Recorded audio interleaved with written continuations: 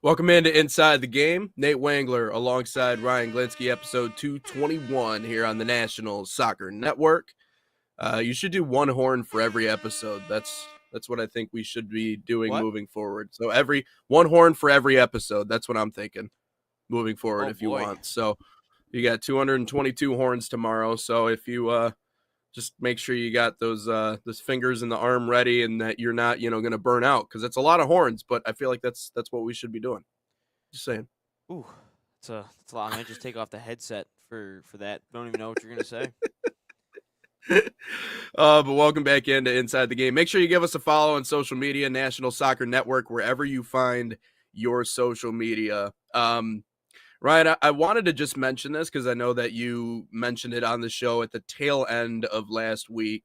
Something that you saw on Netflix that you're like, I already know you're going to be all over top of this, and you're right. And that was the Boys of I 80 asked if you were gonna documentary have the that day came off on out. Friday. Didn't know if you needed to get you, ready, wear your you did. jersey, get your popcorn and your snacks ready. So My yeah, no, I my just curious if I needed to do a show solo on Friday. my special socks, all that stuff. No, I was good. I actually just ended up watching. It was a late night watch for me. But I did end up catching the Boys of 80 documentary. I thought it was really well put together. It's one of those things that I feel like it's kind of overdriven in American culture. We bring it up in every single situation that we can, at least some of us. Obviously it's a Disney special, but reliving that Now it moment is. is great. Now it is for sure. But I think it really did a good job of highlighting all the specific players. I think it did a good job highlighting the actual lead up to the Soviet Union game, which was just as uncanny and unexpected as anything else, because they actually showed the video from their first game that they played in the round robin portion, which hockey and soccer and any knockout tournament in that way, but it's very similar. Obviously, much less teams because it's hockey, but there was no one. I mean, the place was half full when they started, and then by the time they got to Czechoslovakia, which was before the medaling round when they faced the USSR, it was packed out and there were people all over. So I think the build-up, which the movie didn't do, I don't think as much justice to that component.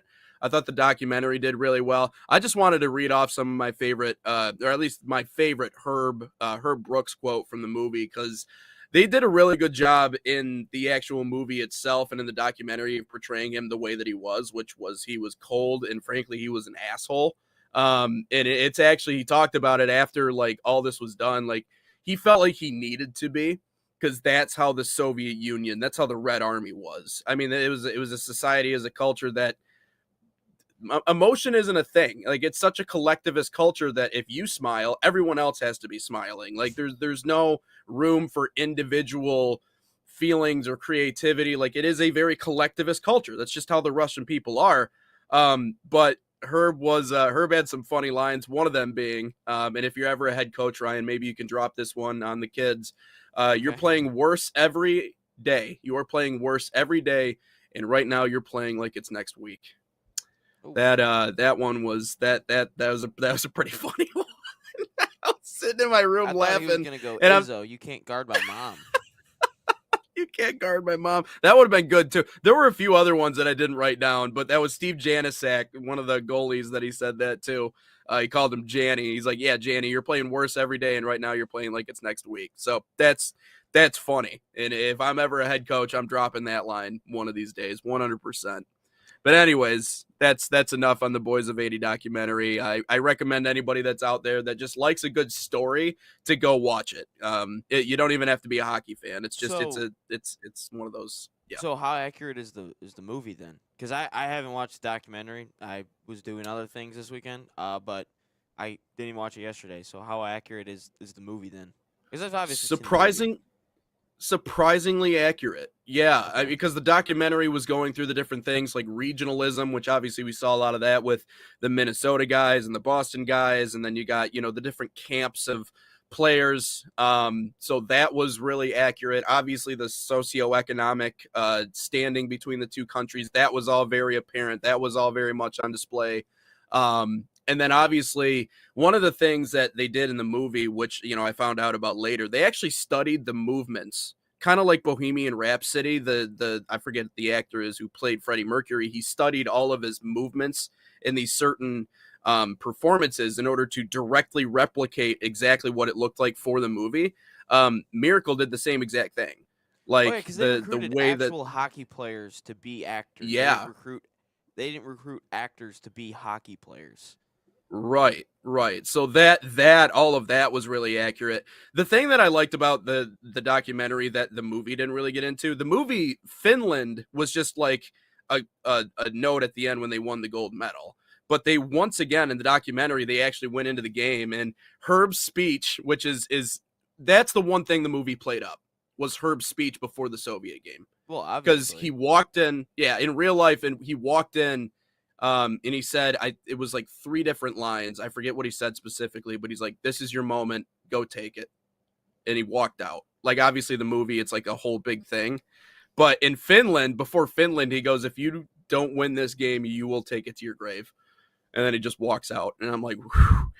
I wish the movie would have gotten into that a little bit more, but obviously it was centered around the USSR and that upset, which was obviously the biggest one of all of them. So, and if the U.S. men's national team were to somehow make a run in 2026, There'll be a movie. there will be a movie, there will be a documentary, and I think more importantly, it'll probably look a lot like that because the U.S. in hockey was expected to finish anywhere from 6th to 12th that year. 6th is really shooting high for this U.S. men's soccer team. But even Herb Brooks said, and they said it in the documentary, if we play extremely well, if we do everything correctly, we might win a medal. That's what he said to his own guys. So that's kind of our mentality. If we get out of the group, if we make a quarterfinal, if we, then it's a success and we're doing okay. So I don't expect it to happen, but I don't know. It's sports. You got to play the game. But let's get into our first hour topics here a little bit. I know that this was something you had mentioned at the end of our show yesterday. You were actually already chomping at the bit in the final 2 minutes of our show yesterday to talk this morning. And so I'm going to let you lead the way on this story. But Ronaldo is conniving and scheming against players to come into the Saudi league. He's calling the shots, and you don't like that. So Well, not what's going on with into the Saudi league, just into moving the Saudi around league? in the Yep. Saudi league, and it's not Oh that. yeah. Yep.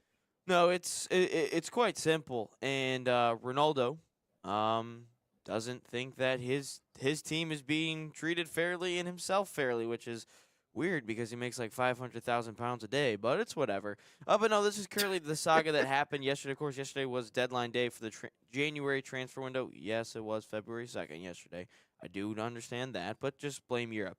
Ronaldo is upset with the lack of transfer business Al Nassr is doing. He thinks the Public Investment Fund, that is what PIF is ensuring Al Hilal wins the league. So, for people who don't understand this, which again I didn't really understand this either until I did some research, that the PIF actually funds like 4 or 5 Saudi league teams, and it feels like they're doing everything in their power to make sure Al Hilal is given the enough funds to win the title and win the league. That's how Karim Benzema, and for some reason they spent 26 million on Pablo Mari, who absolutely is dog water as a center back, just from experience. And then Ronaldo tried to actually veto the move yesterday for Karim Benzema to move to league leaders Al Hilal, saying this is making the league unfair. Benzema still ended up making the move. Ronaldo did sit out yesterday in the Saudi league, and basically what he's trying to do is sit out. And I mean, he's the face of the Saudi league. He's 100% the face. And if he sits out, I mean, what does that give the Saudi league? It gives them a bad rap. And for the MLS fans out there, you might be thinking this is a league that we are trying to compete against in terms of everything, because this is a league that is kind of on the same playing field as the MLS. And for people who don't want to agree or think like that, well, it is. And the MLS is just a peg higher. But basically, all this is Ronaldo is vetoing the move. I have some history later up as we talk about this. Probably after the break, we'll talk about the history of Ronaldo vetoing moves and sitting out and all that fun stuff. But no, that's what this is right now. Is he's upset that he doesn't think that the PIF is giving his team Al Nassr the fair shake of things, and he thinks that all these other teams and his team isn't becoming better, and all the other teams are. So is it so in your mind this isn't him trying to correct some sort of perceived injustice. It's him just essentially saying we don't have the best guys on our team, so therefore I need to make some sort of bigger statement about the league. Because what from what I was reading when you were talking about that initially in the graphic that you showed up on the screen, there already is some sort of imbalance in the Saudi league in terms of where the talent is going. Like that is kind of manufactured. And it comes back to obviously the company that owns the different what you were talking about. But The different what teams. what is yeah, exactly. So it already seems like there's kind of an imbalance in there. Do you just think it's petty that he's sitting out and handling it the way that he's handling it? I mean, this is a history of this happening. Ronaldo Yeah. is it the right way to do it? Depends on the way that you look at it. You might be thinking, "Oh, he's standing up for himself. He's standing up for his team of trying to be in the right spot." But the way that it's being portrayed to me just seems like he's just a big crybaby. Like you're telling me that you're upset that the other teams are strengthening and this is unfair to your team. You're supposed to be the greatest ever to do this. You should be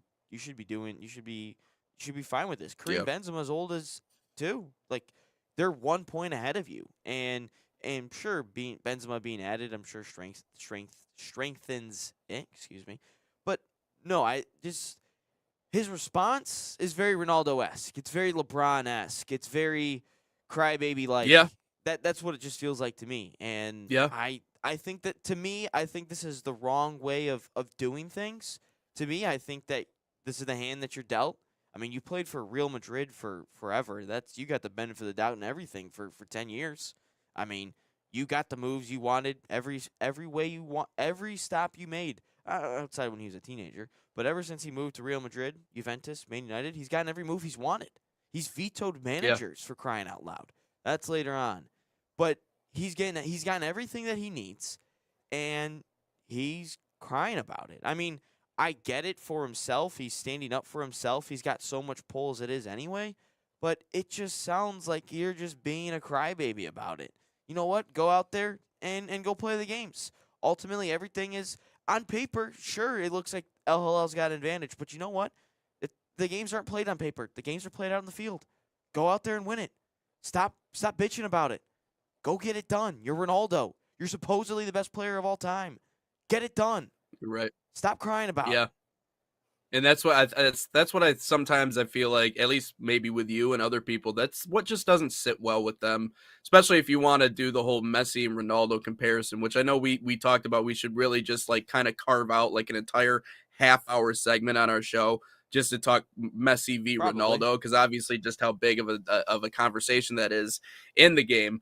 But I think this is a big portion of it. Like you don't hear a lot from Messi in that way. Messi just goes out and plays. He just goes out and balls. Whereas you look at Ronaldo, and there's always some level of drama, to your point, that follows him everywhere he goes, every league he's a part of, every team that he's on. And the older that you get, I feel like that entitlement just becomes more and more. We see the same thing with LeBron. He feels like there are more strings that he can pull. There's more influence that he can have. The only difference between someone like LeBron and a Ronaldo is I don't know if LeBron necessarily influences other decisions in the league. Like I don't know if LeBron looks at OKC and goes, "Hey, you guys are going so comfortably over the luxury tax that you're No, I financially burying yourself, but you're stacked." no, the Saudi league is But also much newer. So I mean, yeah, exactly. there's easier to have an influence whereas the NBA you really can't influence the league's decisions. You can't really influence Yeah, it's more anything else. That's kind of established. what Yeah. the higher ups are for, to influence all those Yeah. decisions. Yeah, LeBron can Right. 100% influence his team's decisions, but he can't go out there and influence anything else. I think Ronaldo is just using his influence and his power to make the Saudi league look bad. And him saying, I Mm, look it. The only reason if you were to take Ronaldo out of the league, I bet you they lose more than half their viewers because there's one reason why they're looking at this league. And there's a reason yep. why people are watching the MLS. It's for Major League Messi. Soccer. Yeah, Like exactly. if Yep. if you take if the MLS were to decide to take Messi out of the league, I mean, the league would lose a ton of viewership. That's just the reality of it. I'm not saying the league. Yeah. I'm not saying the MLS would collapse or anything because they've survived long enough without Messi. But the amount of new viewers you would get would worsen just because of the pull that Messi has, and Yeah. especially the pull that he's got within Inter Miami. But it just, I think all he's trying to do is Ronaldo is, and there's actually, we'll talk more about it after breaks here of where he could end up because it's leaning that Ronaldo is leaving, and the MLS is on the cards for him. Ronaldo, that is. And I mean, how crazy would that be to have Messi and Ronaldo in the MLS? But it just seems like he is putting the ball in the Saudis' court, and it failed for him. And ultimately, I think that we're going to see a departure of Ronaldo in the Saudi league, and that ultimately, I mean, they're going to save a ton of money. I mean, the guy makes like 400, 300 billion a year, whatever it is. So it's not like he's hurting or anything. He gets an $80K bonus for every goal he scores and a $40K bonus for every assist. Yeah. It's like Kurt Warner in the Arena Football League. He gets $100 for every touchdown. He's like, well, I'm going to throw for 9 touchdowns today and make $900. But it's like, it's just that he's making the league look bad. And ultimately, he knows, and I think the league knows, if you make your one superstar in that league upset, and the player that is the sole reason why people come and view your league, you make him upset, you want him out, the league's gonna fold.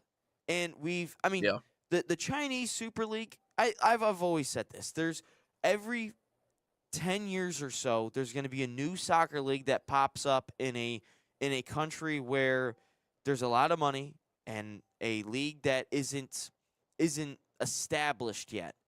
And we saw it with the Chinese Super League, and we've seen it with the Saudi League. But the thing is eventually all that collapses because A, they don't really have the money.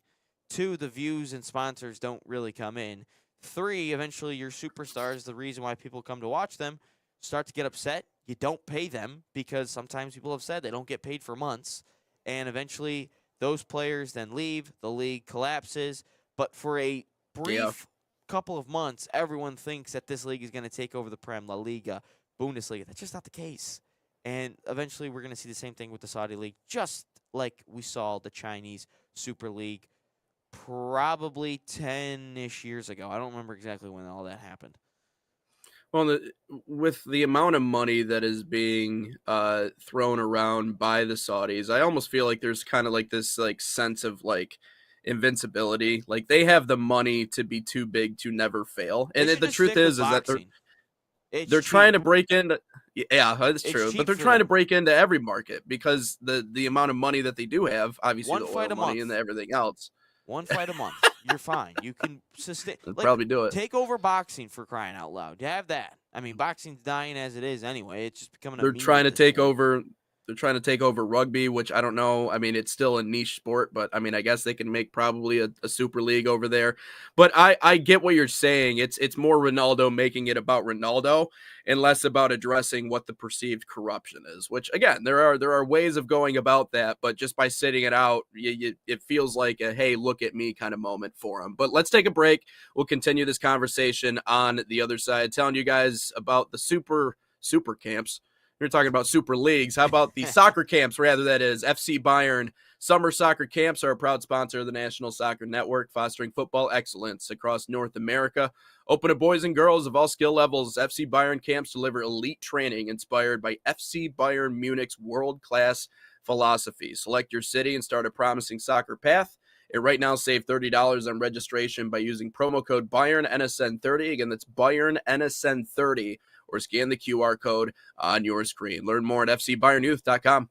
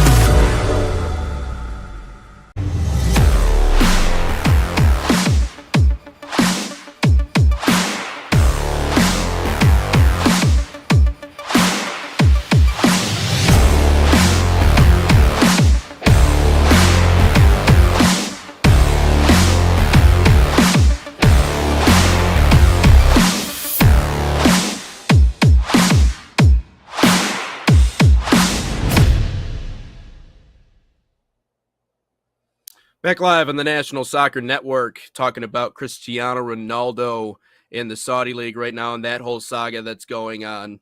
Just got done talking a little bit about that, but Ryan, it's a part two to this conversation, and you wanted to get into a little bit of the history of Cristiano Ronaldo, and this has obviously been a theme throughout the course of his career, and it's one of those things that for people who followed his career, that is just kind of annoying. He is very much a me-centered player at certain times, and you got a couple examples that you want to list off. Yeah, there's just three. In his last or no, a couple last stops. Obviously, this one he tried to veto N'Golo Kante, Karim Benzema, and Youssef En-Nesyri this past summer.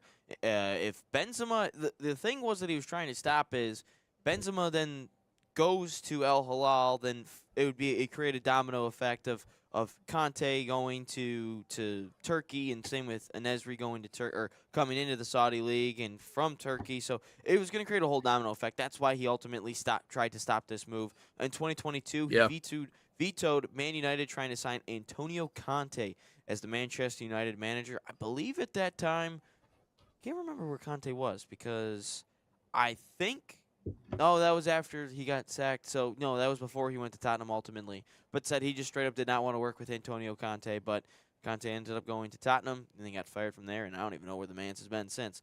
Then in 2017, he was reported to block moves for Zlatan Ibrahimovic and Arturo Vidal to join Real Madrid, so they didn't steal his glory. So if we put in this time, in 2017, Vidal was still unbelievable for Juventus as a CDM. He was unbelievable. I mean, that midfield three would have been upgraded even more with Real Madrid. And then 2017, Zlatan was still capable of doing stuff at a high level. It would have to be a little bit smaller. We didn't have to play week in, week out. And then if we talk about, him sitting out, I mean, he sat out at Juventus to get a move to Man United. He sat out at Man United to leave the club ultimately because he was upset with things, and this is just a history of these things happening. And Ronaldo has tried to make everything about himself. He doesn't want to lose his. He wants to be the spotlight of everything and everything he has to do with the team. I mean, he got benched in the 2022 World Cup, and yet once they got knocked out in the round of 16, he came off the field crying out loud. And then Messi ultimately won the World Cup and solidified the GOAT conversation for Lionel Messi. But no, it's just that Ronaldo he's got a history of doing this wherever he goes, whether that is, vetoing moves or trying to boycott to get things that he wants, or just stopping everything to make sure that he is still the center of attention, which, I mean, you look back at those Real Madrid teams where they won 3 straight Champions League. I mean, you still had Gareth Bale, unbelievable player at the time. That was before he wanted to play golf all the time. Benzema, unbelievable striker. Then you had Modric, you had Toni Kroos. Who was the third midfielder? There was a third midfielder that was really good. And I don't know, but that midfield three was unbelievable. But anyways, it's just like, at what point do you just try to be a good teammate? Like, a lot of people don't like being around this guy. They want to, he's an unbelievable player. Don't get me wrong. Like, Ronaldo is an unbelievable player. But he's just becoming a prima donna, and it's just annoying. And I can't say I've ever seen a player veto moves. Like, we've seen LeBron obviously have his say in a head coach and all that stuff. But does he really influence all these moves? I mean, not that it's ever come out, but I don't know. I just don't like this. I don't like this at all. And it becomes harder to really give him the benefit of the doubt when he has a track record and a history of doing these things. Looking at it from an objective point of view, you can look at the situation in the Saudi League and go, okay, there's a lot of money and there's probably a lot of corruption there.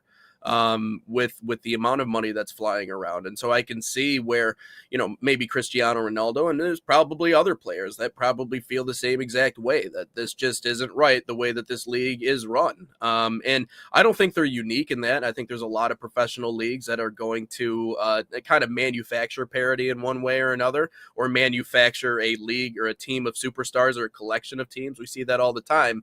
but it's hard for people to sit back and like actually like relate to what he's doing or think it's anything other than just a personal move and a me decision.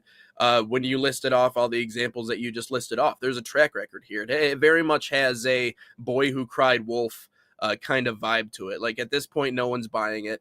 At this point, we understand what the deal is. We understand what your view of yourself is. And as opposed to just finishing things out and maybe leaving the Saudi League, which he is perfectly capable of doing. You know, I mean, if anything, I think it's more pathetic to see a player of his caliber, you know, having this petty back and forth with a startup league that's trying to become one of the biggest leagues in the world. Like, what are you doing, man? Like your history, your reputation, your name, all of it.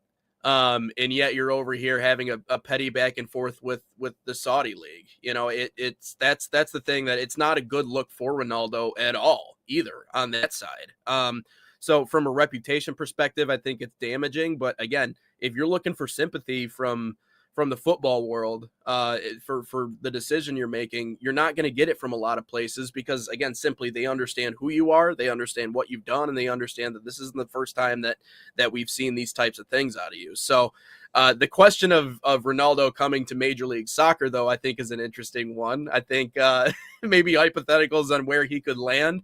I think both him and Messi being in the same league here in the U.S., I mean, you talk about the MLS owners would probably just lose their mind. I mean, that would be to think about. That was just it was a dream. It was a fantasy for a while. But let's not forget, like Ronaldo, just in a lot of ways, when he initially made that move to the Saudi League, he looked like a sellout and a cop out to begin with. So who's to say that Major League Soccer can't come up with a good lump sum of money to give him, and then he ends up coming over to the MLS? So I just. Yeah, it's hard to believe a word that comes out of his mouth. So I was actually doing some digging, and basically, Ronaldo had. So I think Ronaldo is gonna leave. I ultimately think in the summer, after the World Cup, I think Ronaldo is going to leave. Some people have said Europe is a destination, and also the MLS is a destination because there's MLS clubs that are currently after him. And if we can obviously play the game at some point of, maybe tomorrow we can do that, of who can actually sign Ronaldo from the MLS. I mean, he's got a 50 million euro release clause. I don't know what that is to dollars, but that's basically what again, he could also terminate his contract, or the club could terminate his contract, and he could be able to leave for free. We don't obviously know the situation, but we'd have to find clubs that could ultimately try to sign Ronaldo for 50 million. And obviously there's only a couple of locations that could probably afford this. Could you imagine if they team up in Miami? Like, that would be insane if Ronaldo and Messi teamed up in Miami. Like, to actually sit there and think that these two are playing on the same team in the MLS, Inter Miami. Yeah. I mean, everyone would tune in all the time, because especially to see those two like play together, and obviously we've never seen Kobe or LeBron play with each other, or MJ and LeBron play with each other. We've never actually seen greats play with each other, unless that is obviously Team USA in the Olympics. Obviously, that obviously is the only time. But we've never seen them actually play in a competitive pro league environment, all that stuff. Could you imagine if those two, like, playing with each other, the amount of attendance that would, like, everyone in the world would probably tune into that, and the MLS would just start skyrocketing. Everything would be so much more, and like that could ultimately be like the golden era of MLS soccer. That would be, but I ultimately think that they should. That would be the magic. That would be the Bird and right Jordan of. Yeah, that would be the Bird and Jordan. Yep. Yep. The only difference is like, would they would be better as competitors, in my opinion.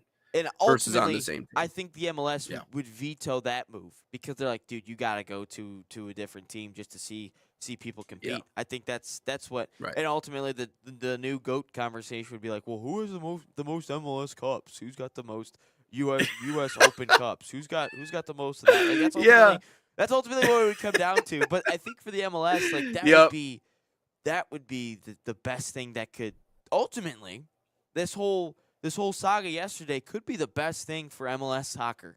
Like, because if you think about it, if he gets this ticked off, he might want to leave the league. He might want to leave the team.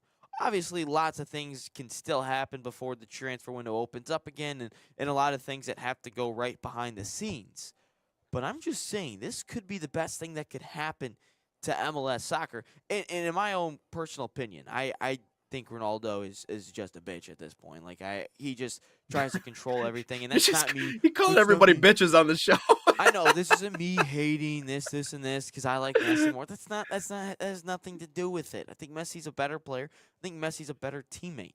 And for the people that are Ronaldo fans, or excuse me, Pinaldo fans, that all think like, oh, Messi, is actually has a dark side and all this fun stuff. Well, yeah, he does, but he does it on the field. He doesn't do it behind the scenes and out in the media and controls all this stuff. Messi actually instigates a lot of things on the field. He instigates a lot of things, but the teammates respect Messi so much and have an aura about him that he backs up everything. You know the term of second guy always gets caught? Well, yeah. Because Messi starts a lot of things. He knows when to do it right, but everything happens on the field. It doesn't happen off the field. It doesn't happen in the media. It doesn't happen where he's trying to control team decisions. But Ronaldo has a past of this. And I will say this, if you're an MLS side that wants to ultimately get Ronaldo, I mean, you got to realize that, this could ultimately happen to you a couple times. He could veto a couple of your moves in the MLS, whether Ronaldo's trying to persuade players to come to your team, trying to persuade players to come to the league. Like ultimately, the MLS might not even want this distraction. If you think about it, the MLS might not even want this distraction for the league itself. If they don't want Ronaldo to be doing this and giving the league a bad reputation, because Messi, coming over from Ligue 1, he's done nothing but boost the reputation of the MLS. He's never said anything bad, and he's never vetoed anything. So, I mean, Messi's done a really good job for the league. Ronaldo, you kind of have to have that little bit of caution when you're dealing with a player like Cristiano Ronaldo, like a player you're dealing with LeBron. You have to have this caution that things might go a little bit sour quickly, and some decisions might be made without the GM or the owner actually trying to make these decisions. So that is just a little bit of caution. But could you imagine Ronaldo and Messi in the MLS together? I'm just saying that could be something. I'm trying to picture them being on the same team.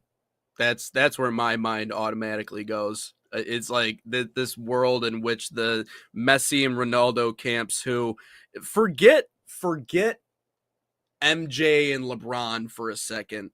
That is the most heated comparison in sports. Like, it is in a lot of ways, like the Messi and Ronaldo camps like do not like each other. So I'm trying to envision a world in which they're on the same team. I'm also trying to envision a world in which Cristiano Ronaldo plays the Chattanooga Red Wolves in the U.S. Open Cup. They all of a sudden, what's Ronaldo? Why does Chattanooga have a sold out crowd, and why are they at like the Tennessee Titans stadium today? Oh well, it's what the hell's Ronaldo going on? Cristiano Ronaldo's in Major League Soccer. Oh man. And I think the other thing is like the world would have such an allergic reaction to that happening too. Ronaldo and Messi both being in an American league. I mean, it would not sit well. Oh no, it wouldn't, because the league would continue to grow and people would have to start looking at that and the amount of money that would, ultimately you could maybe see the discussion of the MLS maybe taking some players in their prime over to the MLS. That's the reality of it.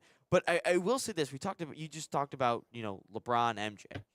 That's also such a hard debate because of MJ and LeBron played in different eras. Like MJ was the 90s, the 80s. LeBron was 2000s, 2010s, and now 2020s. What makes the Messi Ronaldo debate so easy is the fact that these two played each other at the same time. They played in the same league for a decade plus. They did that. They actually played against each other 2, 3, 4 times a year. And you can actually have a pretty apples to apples comparison for the two.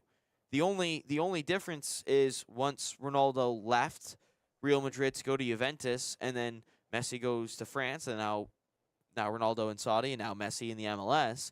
So now it starts to become a little apples to oranges, but it's such an easy comparison because those two played against each other in the same league at the same time, and dude, man, they had some great battles back in the day. I don't know if they necessarily played each other in the Champions League. I'd have to go back and actually look at that. And then also they Hmm. played in the World Cup and those tournaments at the same time. And Yeah. obviously, Messi has 2 trips to the World Cup final and one that he ultimately won. But no, that's why that comparison is so easy and it's a much easier debate. And you can remove the different era did this era has this, and this, and this, and Yeah. continuation. And now LeBron's. I remember that term this time in the LeBron era. Yep. But no, it's such an easy comparison. And I think tomorrow I actually got a list here of teams that could ultimately afford. Let's play that game tomorrow of the teams that could afford a 50 million euro release clause for what's his name, Ronaldo. So, and one of them is Inter Miami. Just saying. Yeah, well, without a doubt. I mean, I assumed it was Inter Miami. I also think LA is probably another one. I was thinking maybe LAFC for Ronaldo.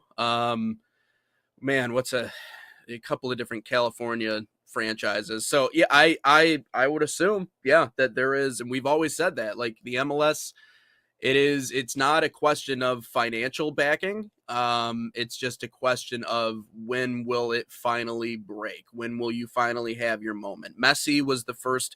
Well, I wouldn't say Messi was the first major pillar, right? Like I think David Beckham was the first Yes. big one, and then obviously Messi, and now Sun Hung Kim, and then now obviously or who's Heung-min Son. Yu Ming Sun. There we go. Sorry. But he would just be Ronaldo would be another pillar in all of that. But let's take a break and then we'll come back and cap off here our soccer conversation in hour number 1 on the National Soccer Network. And we will take a step aside and be right back. I asked you about this right before we started the show, so I think it's an interesting conversation, and I just want to hear you repeat what you said before the show because I thought it was interesting and I thought it was accurate. So let's take a break, though. We'll be right back. Experience the thrill that came like never before with NSN's Game Rewind. Dive into full match commentaries enhanced with cutting-edge dynamic graphics, Letting you relive the highs and lows of your favorite matches in astonishing detail. whether it's a championship win or a legendary play. NSN Game Rewind bridges the past and future with a broadcast experience designed to captivate. Call 586-304-4405 And start watching today.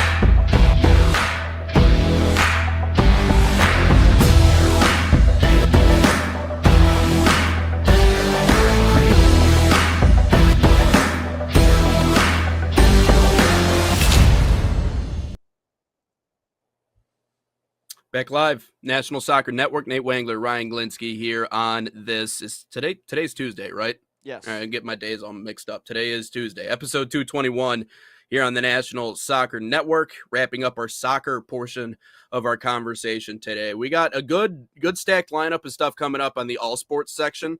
By the way, check us out on Sports Nation TV. But we're going to talk a little bit more about Izzo and Dusty May. Also, I'm going to get into my list of top 5 gingers of all time. Obviously, with Sam Darnold playing in the Super Bowl and the theory out there that redheads can't win Super Bowls. You list off my top 5 redheads, which I am not a traditional redhead, but I have red on my face. So it all counts. You got red hair, it counts. We're also going to talk about the arbitration hearing for Tarek Skubal. Obviously, the biggest gap at $13 million. Can they come to a conclusion? I tend to think that Tarek Skubal's camp's going to win out. But let's wrap up the soccer portion of our conversation here today. Man United, another win yesterday. Now 3 wins under Michael Carrick since taking over as the what they're calling him, the caretaker at Man United. Obviously, because their manager got sacked, but defeated Fulham 3-2 in a Premier League match at Old Trafford yesterday. Benjamin Sesko scored a 94th minute winner. They were up 2-0 late in that match. Ryan was watching the game before we started our episode on 2x speed to see how it actually wrapped up, but secured 3rd consecutive victory, like I said, interim manager Michael Carrick, and were able to get that job done. So just a short good run of form for Man United. And I know I asked this question once upon a time on the show, and you were fairly adamant about the fact that this is not going to happen. And obviously, it has been said by the man himself that it's probably not going to happen. But the question was posed on ESPN today: is Michael Carrick less of a caretaker and more of a future option for Man United? But you say history shows otherwise, and it shows the inability of Man United to, actually hold on to someone who's worth holding on to. So what says you about this situation with Man United in the recent win streak as of late? It's just as I put it at the bottom there, the Manchester United endless cycle of insanity. That is that's just what it is. And there's been caretakers before that have done really well. Shout out Ole Gunnar Solskjaer, and we ultimately know how that thing wrapped up. And I'll tell you about this. The Manchester United endless cycle of insanity established since 2013, since Sir Alex Ferguson left. So here's what happens. New manager comes in, whether that's a caretaker or whether that is a new permanent manager. All of a sudden, they start winning some games. We saw that with Solskjaer, and we saw that, obviously, right now with Michael Carrick. Then all of a sudden, we get to the summer of that next window. Boom. Manager's either promoted or both are now given a ton of money. So that caretaker, is promoted to full-time, and that manager is now given a ton of money to influx money into the squad. Then all of a sudden they go out and make probably 2 to 3 50 million plus signings, and all of a sudden everyone gets all happy and all that fun stuff. Shout out Anthony for 100 million. Man, did he suck. Yeah. That's a celebration. And then after that happens, all of a sudden the season gets going. Couple wins to start the season. Then all of a sudden the manager starts to get figured out. The players stop caring. And then the results go. They start sucking. So all of a sudden pressure starts to build on the manager. Then they get knocked out of the Carabao Cup to a Division 4 side. And they get knocked out of the Champions League and the Europa League. And then all of a sudden the league, they're just outside the top 4. Then what happens? They're sacked. And then we do this cycle all over again. Look, the simple solution is Manchester United does not give managers enough time. That's simply what it is. If my guy Mikel Arteta was going to Manchester United, that guy would have been sacked within probably the first year of him being there. Look, he had horrible results with Arsenal, especially to start his second season. I think the only reason that saved him was COVID. I think that was the only reason that he got saved. But all of a sudden, he was given, he was given 4 transfer windows, 2 summers, 2 Januaries, and all of a sudden, he got his guys in, and then everything started to shift in the upward direction, and ever since then, they haven't really looked back. And big game tonight for them. But that's what Manchester United is. It's just an endless cycle of insanity, established since 2013, and been going on from 2013 to 2026. Look, do I think Michael Carrick is a good manager? I think he is. He did a really good job with Middlesbrough. But the only difference is he couldn't get them promoted into the Premier League. That's why he got sacked this past summer. He had a couple of good seasons, a really good record, about over a point and a half per game at his time at Middlesbrough. He's a good manager. But the thing is when you go to a club like Manchester United and you become a permanent manager there, if you don't win trophies, you aren't competing in Champions Leagues, you aren't competing in Europa Leagues, and he clearly wasn't getting the job done at Middlesbrough, you're ultimately going to get sacked. Look at Amorim. I mean, they were in the top half of the table. They were just outside the top 4, and the guy was getting sacked. So that's just ultimately what it is. And he's not going to be given enough time. He's going to take the permanent job, and ultimately that kind of ruins a lot of managers' success and their opportunity to get other jobs. I guess kind of, because David Moyes has a job now with West Ham, and he's now going to get sacked, but that's a different story. Ten Hag went to Leverkusen, and ultimately he's now sucking at Leverkusen. But that's not his fault. The whole team was gutted. Who else was there? Amorim doesn't have anything. I don't remember where Louis van Gaal went, and Solskjaer doesn't have a job either. And Michael Carrick seems like a guy that will ultimately lose.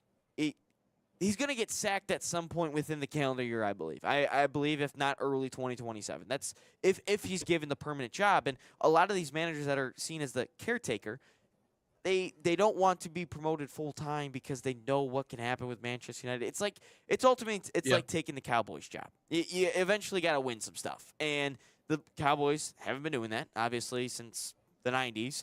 And Manchester United hasn't won anything really since 2013. Sure, they've won a Carabao Cup every now and again. They've won a Europa League here and there, but they just haven't competed. They haven't even competed in the Premier League since 2013.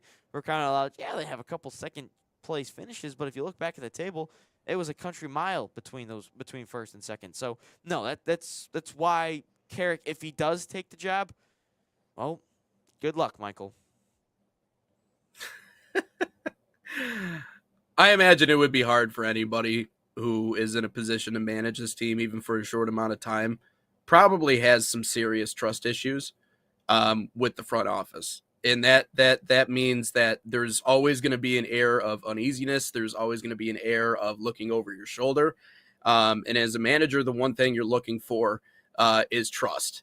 The comparison that I'll make is, do you ever meet those those people that are always in a certain they're in like the talking stages with someone every couple of months, like constantly they are talking to someone new. They are with someone new. They're doing something with someone new. Like it is almost pathological in the way that they do it. And you can almost set your watch to it. Like it's going to last this long and then it's going to be over. They're going to find, the one thing that they don't like. There's no patience. There's no way to there's no working through issues. It's just it's just over. The serial daters, if you will.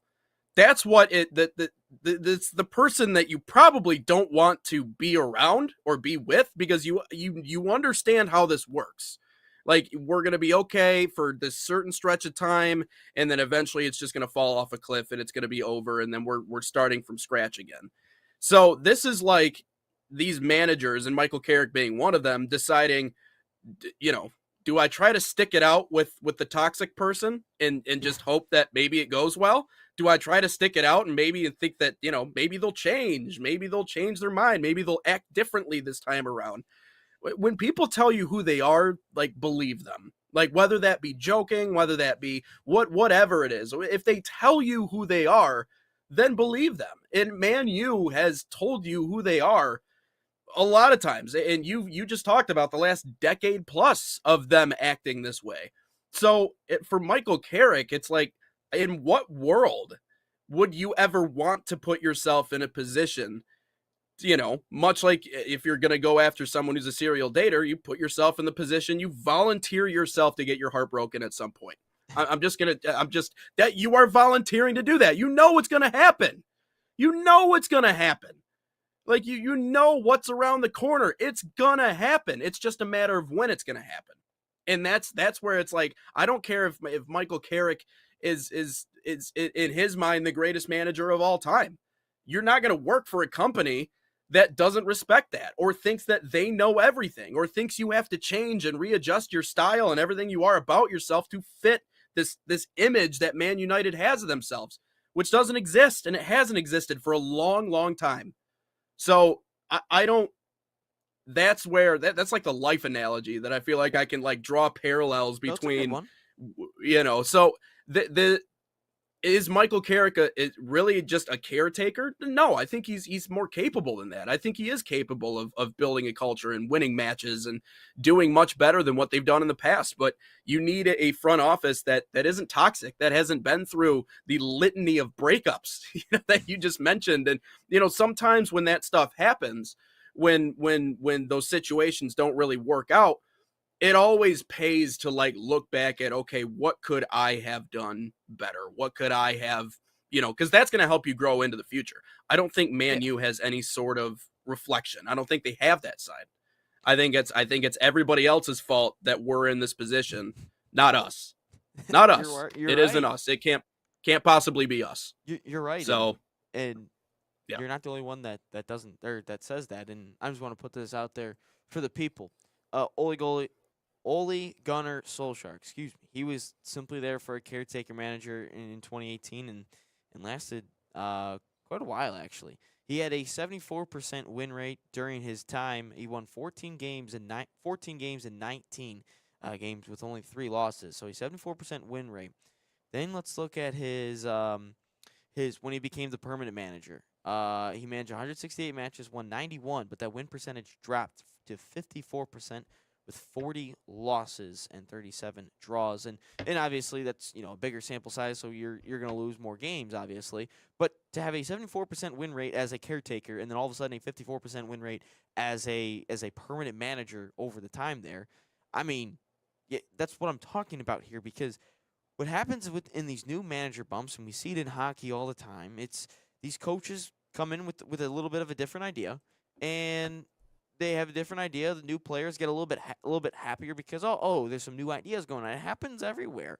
It happens in every sport, and all of a sudden people are like, "Oh, this is so much fun! Like we're having fun again. This, and this," and then all of a sudden you get figured out a little bit, and teams start to, okay, they did this. We gotta, let's do this and see how they react. And all of a sudden, those managers or coaches don't ultimately adjust and adapt to everything, and that's what happens at Manchester United on a yearly basis. And the thing is ultimately some of these players, some of these teams, and managers aren't given the time to. And Manchester United they're like a 13-year-old kid that watches TikTok or Instagram Reels every single day. They got a short attention span, and they don't have the results right away. That's just what happens. And I mean, if we're being completely honest, how does who's the Tampa Bay Bucks head coach? What's his name? What's the guy's name? Oh boy, why don't I know this? I know what he looks like.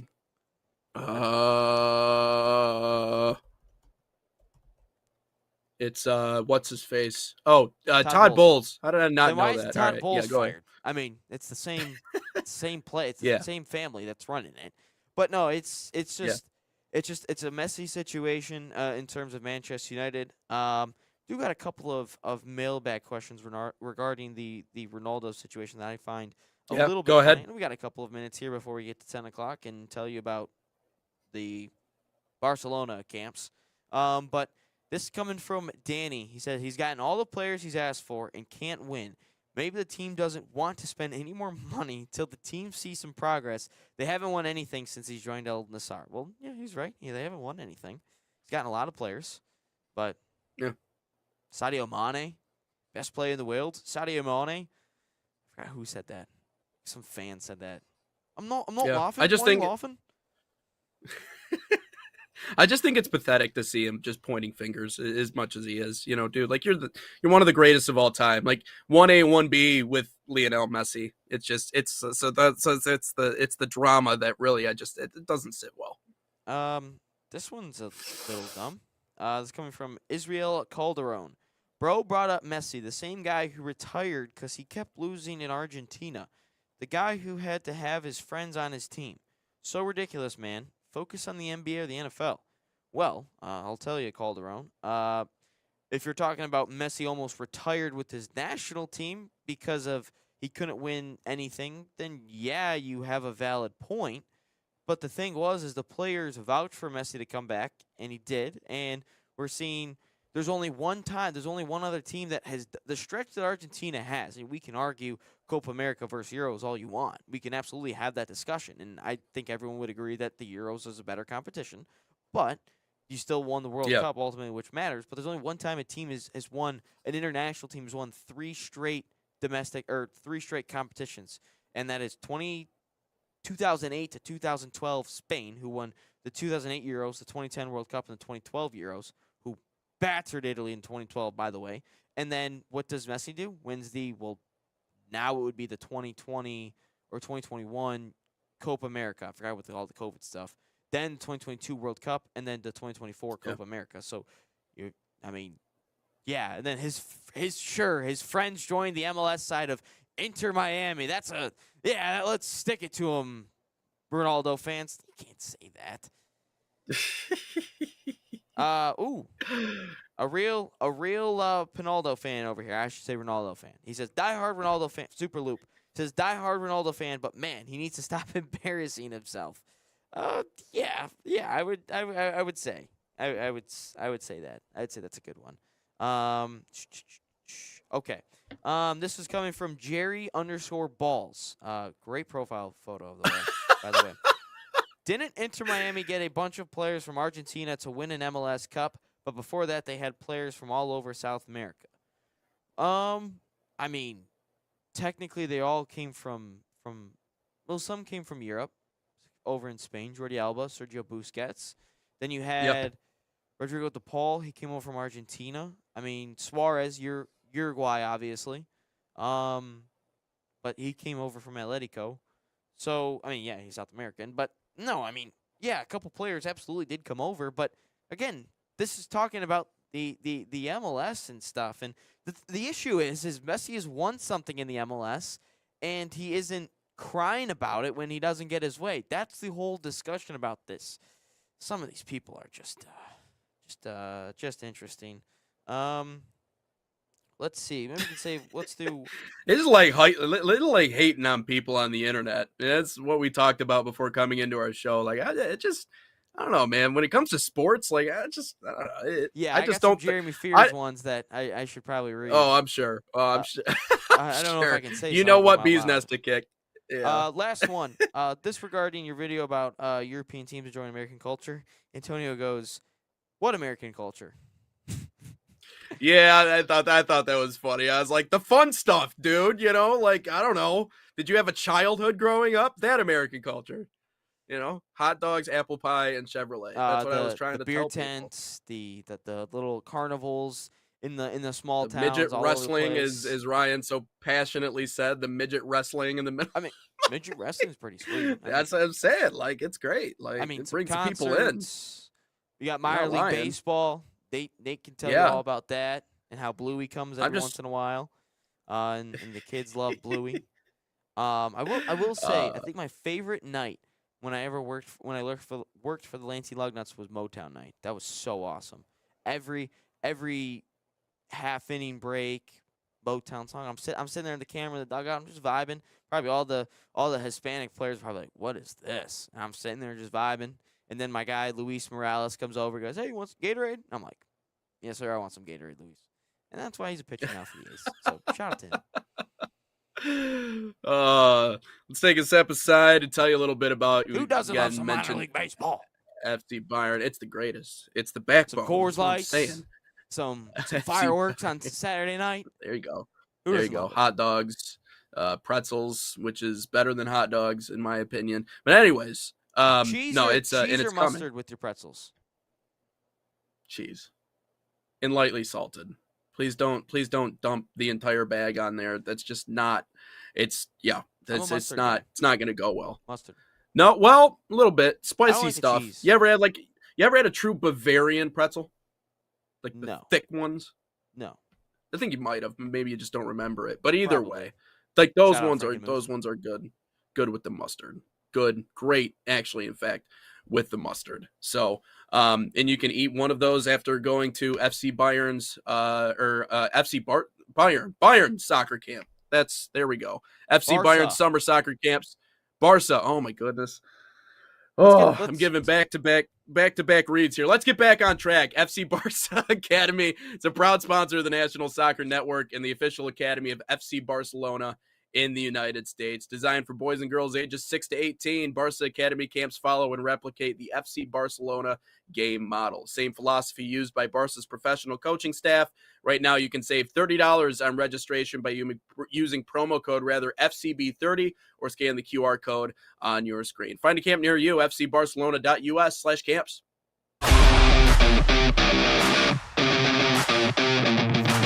In Barca camp, I see my son grown on and off of the field.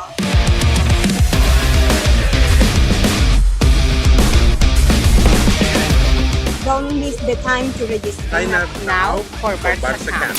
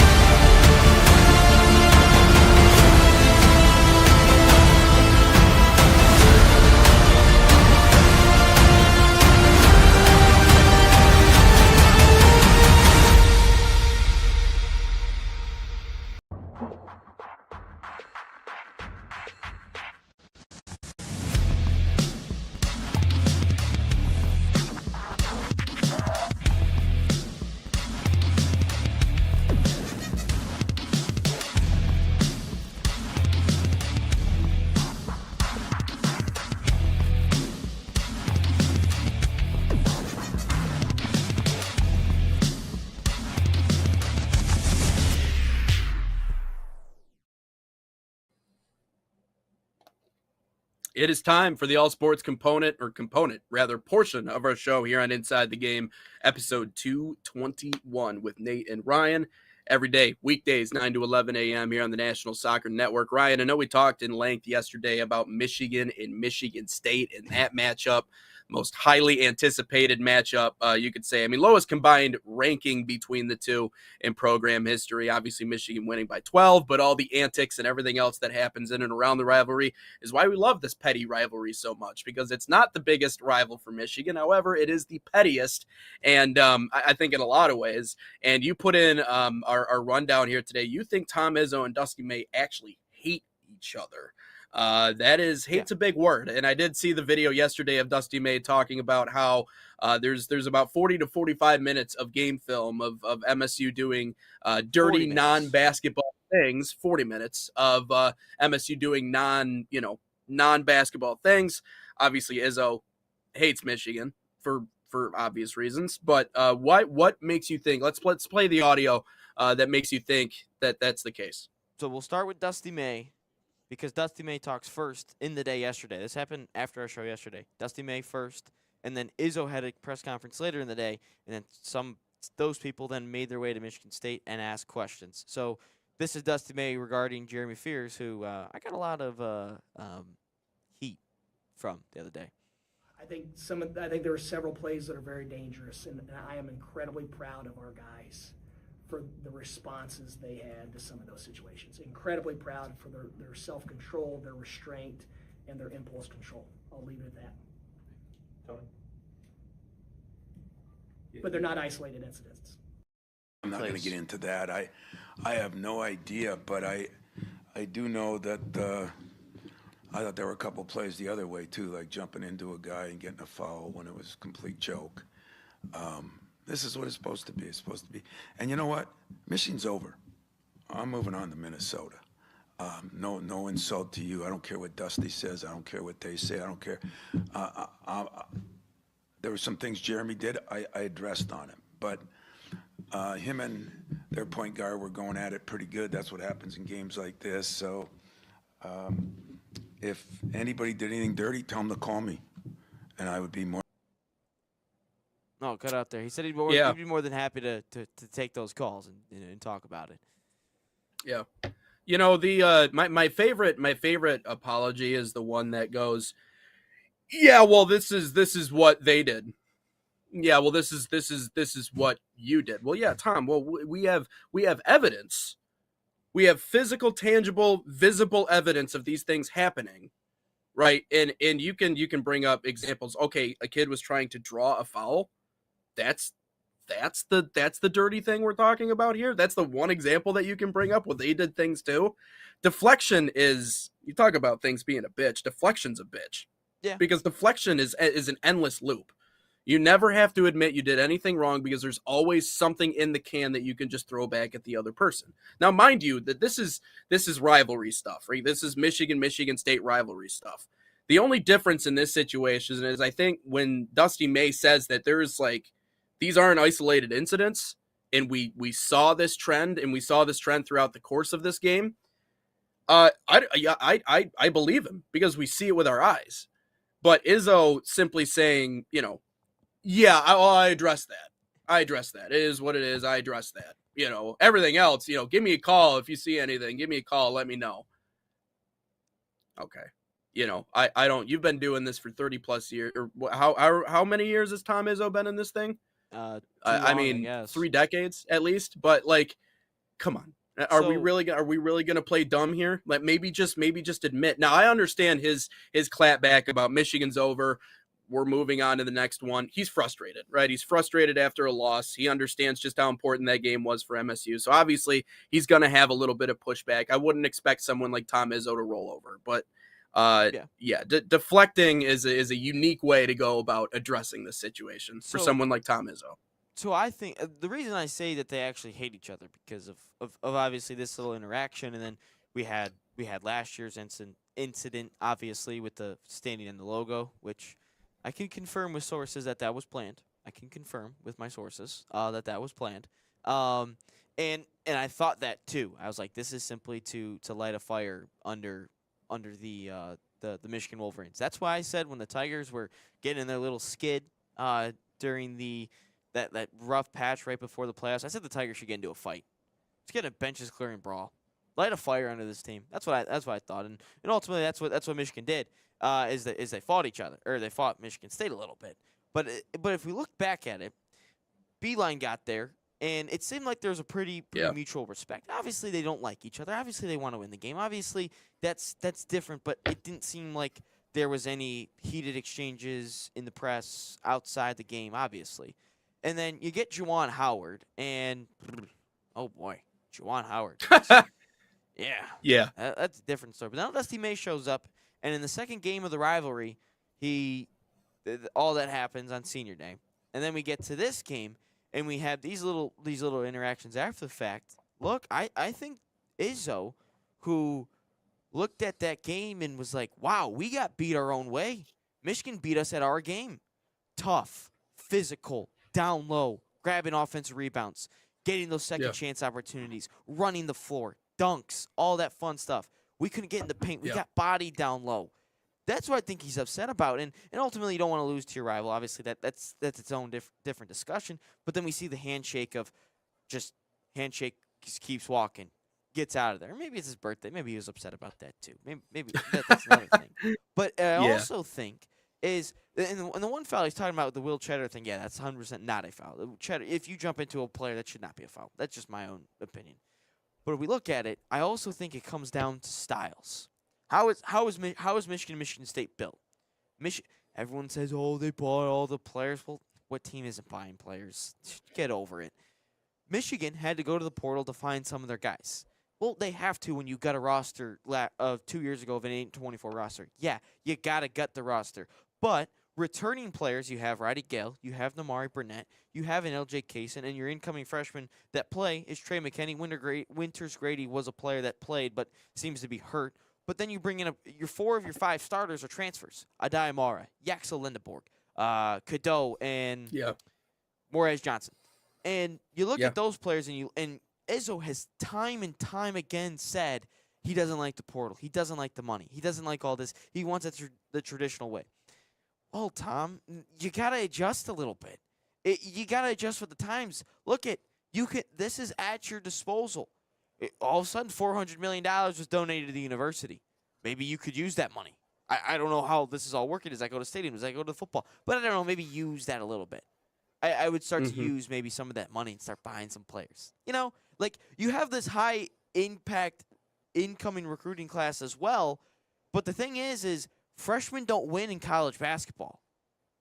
Like, yeah, you can win with 1 or 2 freshmen that play a ton, but you got to fill those other spots with men, if you want to call it that. Lindeborg is a man. He's like 24, 23. Burnett's old. But you gotta adapt with the times here, Tom. And I get it. This really hurts you. And there's one other thing that I saw that I found was funny. So late in the game, Dusty May calls a timeout, and there's like the game's over at this point, and the Michigan State man that is Rico Beard was, obviously upset. He's upset in the radio yesterday as well. Goes, "Hey, coach, what was with the late timeout late in the game?" And Dusty May goes, "I just wanted to control our guys." Maybe that timeout was to rub things in a little bit, put some more salt in the wound of Michigan State, that they got to sit another 30 seconds to a minute on it. But Dusty made a great response of saying, "You know what? I actually had to just control our guys," which is, again, fair response. I mean, based off last year.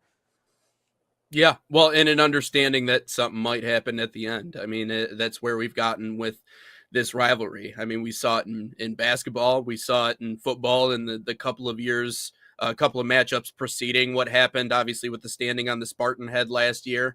And, it's funny because the first clip that actually went like semi-viral that we ever did on this show, ironically enough, and it was back when we weren't doing all sports talk. We were only doing soccer talk, but for some reason Michigan and Michigan State came up, and that was the first one that kind of went viral because I went, my understanding was like Dusty, like you gotta know that that's a tradition, but in hindsight I could also see a situation in which for the players that was kind of planned. So I think in hindsight those things probably don't sit well with Michigan State. And so that probably is what built this to a crescendo. So I can certainly see that being twofold. Yeah, you want to control your guys, but there's also maybe a little bit of gamesmanship there. Listen, I'm not saying that there's not any legitimate reasons for these guys to hate Michigan, but I think when it comes to the Izzo conversation, even while he doesn't necessarily agree or side with the transfer portal, he's still a good coach. But I think his fear is that the way of old, the way of doing things, and the MSU almost kind of having a stranglehold over the Big Ten Conference, especially when Michigan's irrelevant, which the way that they've been before Dusty May showed up. And even last year when they beat him twice, because it was still one of those teams that, I mean, a lot of the guys he brought in were transfers. I mean, they had the Twin Towers on that team. Like, that was a good basketball team. They just couldn't find a way to beat MSU. But I think this year is the year where we're all finally starting to realize, like, this could very easily become Michigan's conference because of Dusty May, and because his ability to navigate the business side of the conference. And so in Michigan State's response to that, much like it was in football, is not, okay, Michigan is putting their money where their mouth is, and tampering and all that aside, they're spending the money, they're making the investments, they're going all out. I mean, it just pouring money into these programs. Their response to that is simply, well, you're cheating, not, well, we have to change the way that we go about business and the way we go about doing things. And I respect Izzo's willingness to stay steadfast and being like, we're not going to do things that way. Okay, well, then you have to accept what it is. You're always going to be a good program. You're always going to be in the mix. But I don't see this state team being one that can win a national championship this year. No. I don't see it happening. And I don't know, but I'm 99.9% certain that the whole reason why Tom Izzo has stuck around for as long as he has is because he wants one more national title before it's all said and done. He wants to bring that back to MSU. Mr. March. But yeah, right. Yeah, exactly. At least at the turn of the century he was. But this is the thing. Like, you can just sit and point fingers and claim that everybody else is cheating, or you can look at your own program and go, listen, this is the way that this is all structured. This is the way that college athletics is. Either you adapt or you die. And I think right now MSU is at that crossroads, not just with basketball. I mean, with that, we could say with football too. Like, hockey might be the only program over there that I think is like consistently just going to win games and be in the conversation, at least lately. I mean, ever since they got Nightingale back, is Adam, right? I think. Who won a national championship there in 2007. I mean, it's just been an exponential climb. But outside of hockey, they really are at this crossroads now in college athletics where it's like, you had your days in the sunshine in basketball. You had your days in the sunshine in football. Obviously, that didn't work out for D'Antonio the way he wanted it to, but those were some really good teams. You can't build teams that way anymore. No. If you want to win at the highest level. And so I think that combined with it being his birthday, combined with the fact that Dusty May is, again, a baby in terms of Big Ten standards. Now, he's been coaching for a while, but he's only been in the conference for a couple of years. And so being like this young, cool as a cucumber, swaggy coach who's just like, just cool, calm, and collected, coming in and winning at a place like Michigan State, when I'll give credit, they've built a great team, but they didn't buy the right pieces. And so that's the part that I think Izzo is just slowly starting to realize that he, like the rest of these OGs in the coaching ranks, are just getting to a point now to where, I mean, every so often, I think you just see a video of these older guys just losing their mind to the media. We saw the breakdown from Calipari to the media and talking about how things aren't right anymore, which I think is rich because it's Calipari. But, you see obviously Izzo making comments about, G League players coming back and everything else that's going on. And we need more regulations, and the OGs are just, again, they're just slowly kind of going away. And it's because they realize that they are very good at doing their job the way it was supposed to be done a decade and a half ago. But now, it's not the same.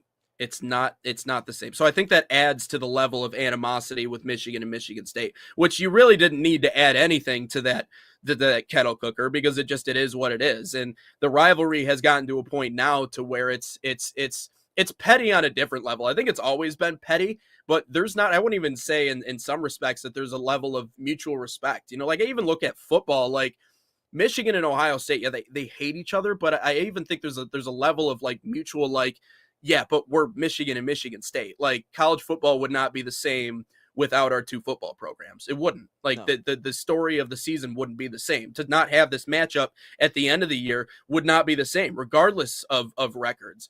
But for MSU and Michigan, it's just like, I just don't like you. It's not that, you know, yeah, whatever, but it's just, I don't like you. I don't like your colors. I don't like what you represent. I don't like what you stand for. You're all Walmart fans because none of you went to the University of Michigan. Like it's easy to just apply and get into the University of Michigan. I didn't realize that you could just, you know, get a 3.5 and be an average, you know, average high school student and get into Michigan. Last I checked, that's not how that works. You know, whereas, you know, MSU, the acceptance rate is far higher. So, you know, it's yeah, I just feel like sometimes there's no, and I think that Izzo is getting to that point now. I think Beeline was different because Beeline, the way he carried himself and the way he coached was very similar to that of Tom Izzo. They were very similar in the way that they did things and the way they went about things and developed and got players and brought them up. And that's not Dusty May. Dusty May is such a far cry from what John Beeline was. Even though Beeline vouched for him. Yeah, even though he did. And I think for the record, I think John Beeline likes him because I mean, Likes seeing him a lot. Michigan win, he likes him a lot. I just think for Izzo, coaching against someone like that is probably extremely frustrating. Much like I'm sure it was frustrating for Beeline to coach against someone like Rick Pitino. Because you just kind of understand on the other side, like, yeah, there might be a little bit of conniving going on, but obviously now it's okay. It's accepted in the college space to do a little conniving and to be that way. I'm not saying it's right, but you can't be on both sides of the aisle if you're an MSU fan. You can't say, well, it is what it is when it works out for us, when we can land a guy and get our guy. But as soon as someone else does it or does it better than what we do it, now it's a problem. I'll get off my soapbox, but I think you get where I'm going here. Yeah, I would just say real quick because you bring up a point. The issue I have with Michigan State fans is simply something's always against them. Like, oh, they're against us. They did this. They have this, but we don't. The playing field, what has everybody talked about? It's the playing field is even. You have access to resources. You can use the portal. Nothing's stopping you. You can use money to buy players. There's nothing stopping you.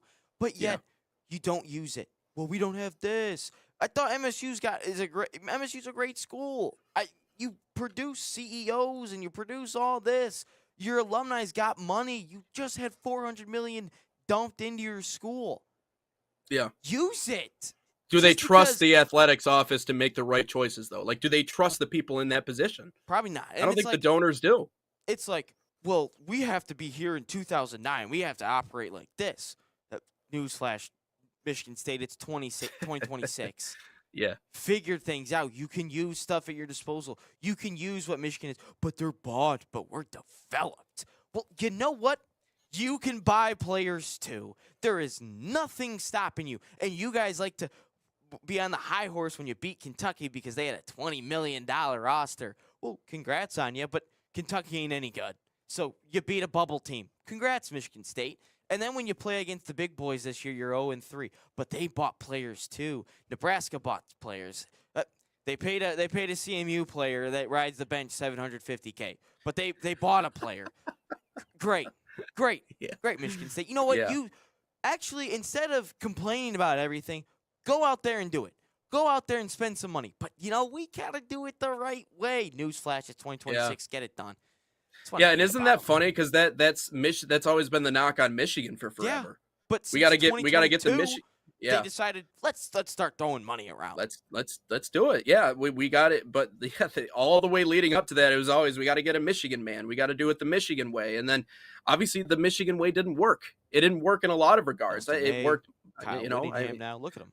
Yeah, so it is a complete 180 in the way that business is done in the sport. But it's just it's almost kind of sad to see the deterioration that way in the way that it's going. Now, obviously, you know, Michigan State's going to move on to Minnesota and they're still going to be in the fight for a Big Ten title and everything else along those lines. But the animosity between the two sides is growing to a climax. And I just think that, obviously we're seeing that play out on the grand stage. But yeah, I mean, Michigan State, you're well within your right to go out and do those things. And I always go back to what Mike Valenti, and I know we got to go to a break here soon. I always go back to what Valenti said when the first news broke about the Michigan cheating scandal. And it was hilarious because obviously he was, he's a Sparty homer. I get it. It's just it is what it is. But the conversation of, okay, well, Michigan at least is getting into the weeds and trying to do this. Yeah, Michigan actually prioritizes winning so much so that they're willing to actually have someone go to the length in which someone like Connor Stalions did in order to win at the highest level. Weird. Because winning is just such a priority that they're willing to go to that length to do it. I'm not justifying it per se. I'm just saying Valenti was like, well, at least they're willing to get into the weeds and do it, and they're getting away from this Michigan man thing. Yeah. MSU, you can do that yourself. And if you're scared of, that's going to bring controversy to our athletics department and our program, you've had experience with controversy before. Okay, this is not your first rodeo. Like there's this don't get up on this moral high ground where you're so much better than Michigan. I think we both got a few things that have happened in the past that have made our athletic departments look not so great. Some of us more in the recent past, okay? But, between you getting all those games whacked in football because you were playing ineligible players, Michigan's got head coaches breaking into people's houses. I mean, it is the coffee calling the kettle black if we're going to start getting up on moral high grounds and be like, you are down here and we are up here and we're so much better than you. It doesn't resonate. So yeah, I agree. It's a lot of finger pointing. But anyways, Man City Soccer Camps heading to the United States.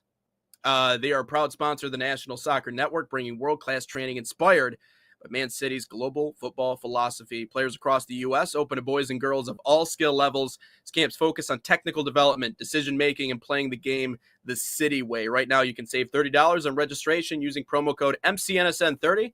Again, that's MCNSN30, or you can scan the QR code on your screen. Find a camp near you, usacamps.mancity.com.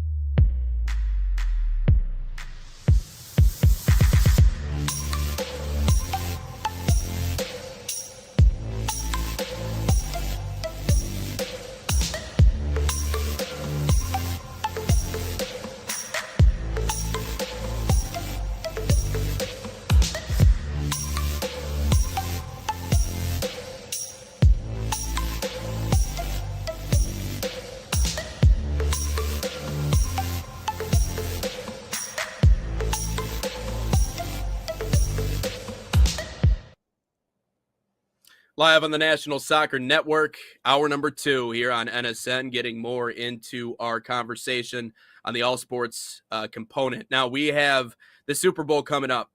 Super Bowl Sunday And one of those quarterbacks in the Super Bowl is Sam Darnold, a.k.a. the Red Rifle, who is trying to get himself a Super Bowl and finally get over that tag of just being the journeyman who can't get it done, because he's had a lot of great years in the National Football League, but now he's one win away from officially cementing his legacy of being, I don't know if he's the first ginger quarterback to ever win a Super Bowl. Maybe. I'm not exactly certain, but let's get into my... Yeah, that's true. I'll search it up. I'm just trying. I'm trying to think if there's any other ginger quarterbacks. So yeah. You let me know. I'll get into my list. All right, let's start off. Number 5 on the list.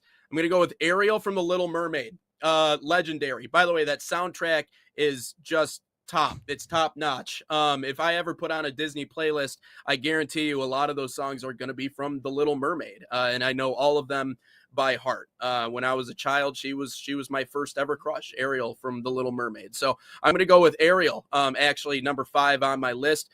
One of the top Disney movies, in my personal opinion. If I were to make a top 5 list, it would be somewhere on that top 5. I don't know where in the top 5, but it would certainly be on that list. Number 2, or actually number 4, I guess technically, Alexander the Great, a.k.a. Alexander the Conqueror. Now, I think the Great is a little ironic because he wasn't really all that great in terms of stature.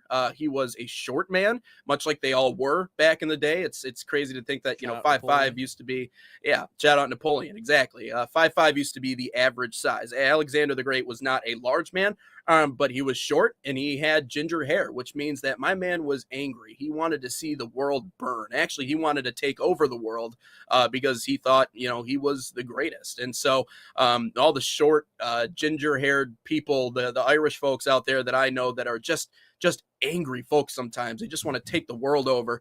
Alexander the Great, in a lot of ways, was not great, but he is great in terms of being a conqueror and obviously someone that had their mark on history. So he has to be in my top 5. Number 3 on the list. Little interesting, I guess. You know what? I'm going to go with Jessica Chastain at number 3. Played the lead role in Zero Dark 30, which is one of my favorite military movies of all time. I thought she was absolutely wonderful in that role. She's had some other roles in Hollywood, but I think she knocked it out of the park with that one. That is one of my top end movies. So Jessica Chastain, I can't think off the top of my head of a lot of the other roles that she has, but I would certainly put her in the top 5 as well. Number 2 on this list. Now, I don't know if this is a generational thing, because if I made a joke like this today, I don't know if it would hit quite the same way it did growing up. But Chuck Norris has to be squarely in the top 5. Chuck Norris was like a god in pop culture growing up, in when I was a kid. Every joke was about how, well, Chuck Norris did this. He was like an urban legend, Chuck Norris. He was even in Dodgeball. He had the little cameo at the very end where he puts his thumb up, and that was literally his entire role in the movie. I can't imagine how much money he was actually paid to just simply give the thumbs up to the average Joes at the end of Dodgeball. He is a legend in so many ways. And so Chuck Norris is definitely, I'm surprised he's not number 1 on the list, but I could look up all the different Chuck Norris jokes if we want to get into that. Again, I don't think it hits necessarily with this generation, but Chuck Norris is on there. And number 1 on the list, who's going to win a Super Bowl on Super Bowl Sunday, Sam Darnold, the Red Rifle, is going to bring Gingers to new heights. We're finally going to realize that, yes, it is possible to be a quarterback for an NFL organization and to go out and win a Super Bowl. I can do it too, Ryan, because Sam Darnold did it. Okay, he paved the way for Gingers to continue to become more important in this world and to overcome the odds of the way people look at us. We only have half a soul. We're mutants. We're not all there. We don't have it all. We're a little weird. We're a little cuckoo. We're all these things. Sam Darnold's paving the way, man.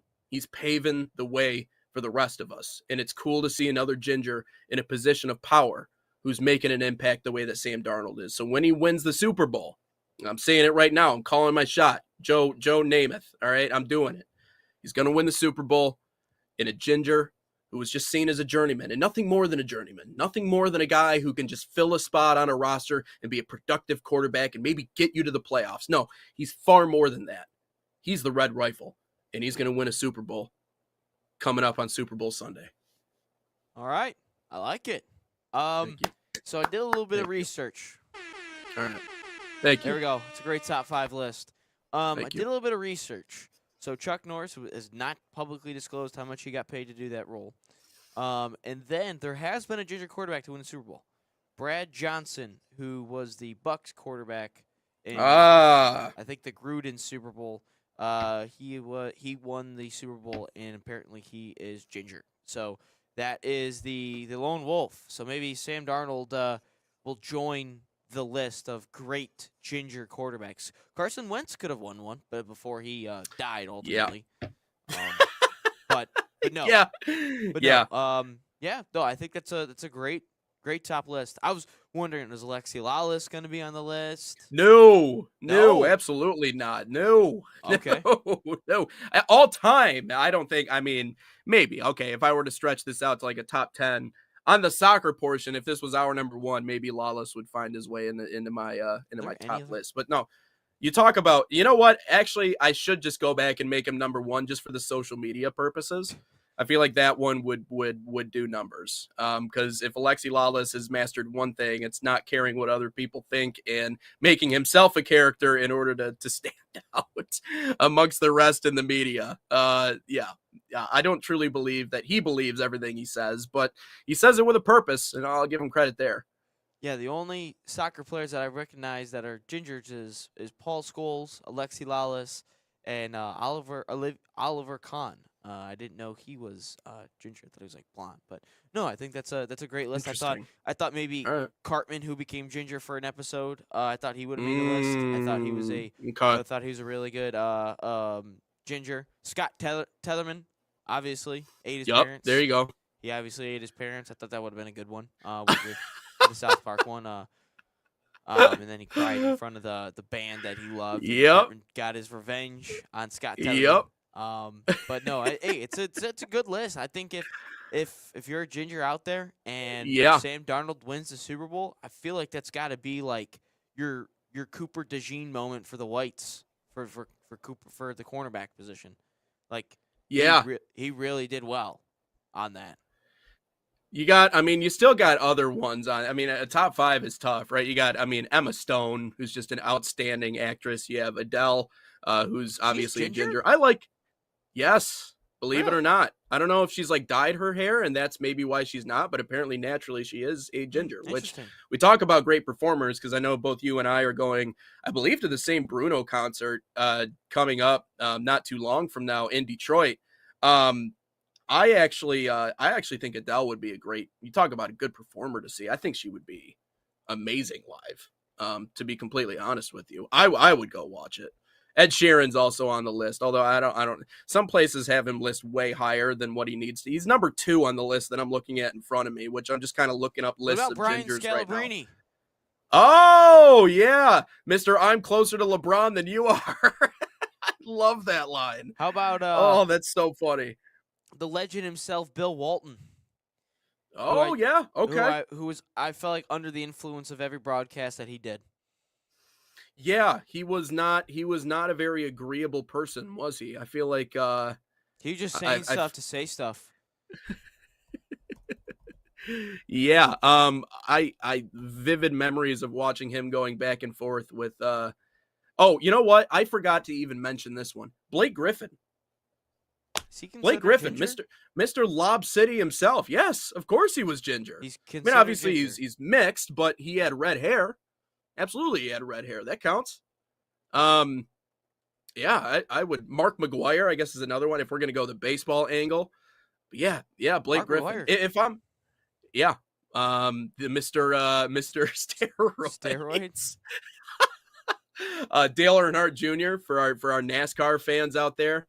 But yeah, man, if I'm ever feeling down on my luck, I'll just pop up a Blake Griffin highlight reel and just watch it for 7 minutes. Let's see if there's any ginger hockey players. Roy Halladay, another baseball one. A couple. Cody Eakin, Claude Giroux. Oh, okay. Claude Giroux. Scott Hartnell, James Neal, Dan Clary, played with the Red Wings. Yeah. And yeah, I think he's a Michigan kid too. I think Dan Clear is from Michigan. Let's see. So he is. He is not. He is from Canada. Maybe he grew up here, but he is from Canada. That's said where he's born. So, no, I think that's it's a good top I'll five. give you one last one here before we go to break and we get into our final topic and question of the day. You know who my favorite ginger is, though? The Lucky Charms guy, the little Lucky Charms guy on the box. I'm pretty sure he's a ginger, and I love me he's some a Lucky leprechaun, Charms. so I would imagine. We can rank our cereals if we want to rank our cereals one of these days, because Lucky Charms definitely in the top Yeah, 5. he would be a ginger. All right, okay. I mean, he's a All right. cartoon, so I would hope. Got Reese's Puffs, got Cinnamon Life. Let's go through our top cereals one of these days. Maybe that can be question of the day. But let's take a quick break, and we'll bring it right back for our Sure. final topic here for episode 221 on Inside the Game.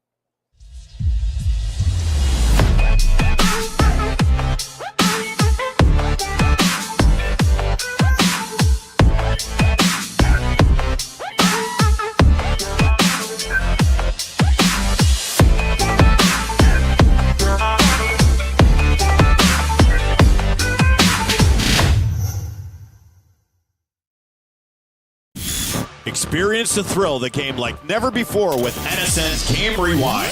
Dive into full match commentaries enhanced with cutting-edge dynamic graphics. Letting you relive the highs and lows of your favorite matches in astonishing detail. Whether it's a championship win or a legendary play, NSN Game Rewind bridges the past and future with a broadcast experience designed to captivate. call 586-304-4405 And start watching today.